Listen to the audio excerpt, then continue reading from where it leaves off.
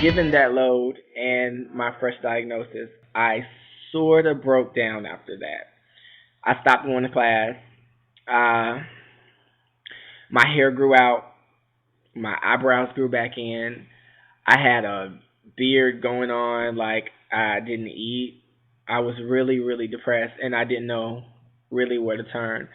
At this point in my life, I lost faith in God, and this is why I'm so adamant about my religion now, because there was a time when I was actually in the wilderness. There was no God, and I just couldn't understand why this had to happen to me. So, for the next that was in 2007, and for the next year, yeah, almost 2 years, I ignored my diagnosis. I well, actually, let me back up. Let me back up. Due to me not going to class and breaking down, I went into academic probation, and I had to write a letter explaining what was wrong with me. That's all my academic counselor wanted. So I wrote the letter, and I faxed it to my academic counselor, and everything came back approved. But I kept a copy of that letter at home in my room, actually at home in Charlotte with my parents, where I was staying for the summer. And I came home from work one day, and my mom was like upstairs locked in the room, and my dad was like, "We have to talk." And I'm like, "Okay. No, this conversation isn't about the gay thing because you already know that." So we sat down, and my mom came and joined us at the table, and they just pretty much asked me about the letter because my mom had been looking for something in my room, and she pulled this letter out and she read it and basically had completely freaked out like maybe a week before and didn't say anything. So they were like, "Well, is the letter true?" And I was like, "Yeah." And after that, things were different. My parents never treated me differently as if they were scared to be around me or anything, but they handled me differently. Like skipping back to the 2 years later, I finally went into care at Metrolina AIDS Project, which is now closed, in Charlotte, where I met Chelsea Golden, who is was my case manager and who is one of my very best friends.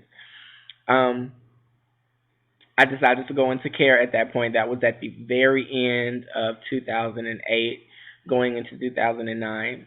And at that time, I really, really needed my parents to go to doctor's appointments with me and things like this. And at this point in my life, I had gone through a really rough financial period. I had lost my job, which was behind some crazy bullshit, but I had lost my job and I was staying with a friend, and it was a lot going on over there. So I asked my parents if I could come home um to start meds, and they basically told me no.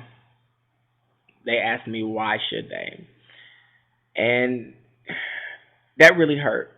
And that goes back to the title of this video, "Will I Lose My Dignity?" It's like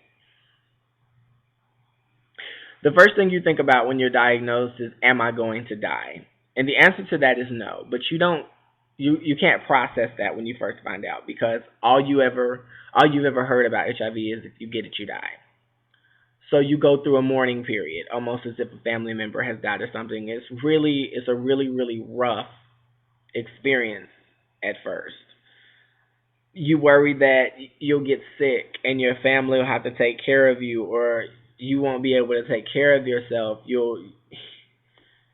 The things you see on TV, the wasting, losing weight, and when I walk into a room, are people going to be able to tell? Or, oh my God, I have a bump on my face. People are going to know I have HIV. It's like this. You think about the stupidest things. If you had acne before you had HIV, acne after your diagnosis means something completely different, because now you're worrying that it's written all over your face, and it's not. But yeah, me and my parents and I, we just it wasn't working out, so I started meds.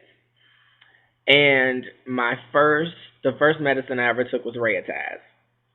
Rayataz had a very interesting effect on me. The first time I took it, I was picking my sister up from the hair salon, and I had taken it maybe 30 minutes before I went over to the other side of town to pick her up. I went in the hair salon, talked to my other sister, I met her stylist, and by the time we got out to the car, the medicine had made me so high that I couldn't stand up. So I had to give the keys to my sister, who did not have her license, of my brand new car and have her drive me home because I was that high. I eventually got used to the high, but after a couple of days, one of the other side effects of the meds actually showed up. It turns your eyes yellow. My eyes turned as yellow as the best highlighter on the market. And this condition is exacerbated by drinking alcohol, which my doctor told me, and I did it anyway. So I was walking around looking like a black cat in the night.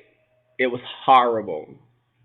So I changed meds, and then I went on to a new med, Persist or whatever, and that worked out great.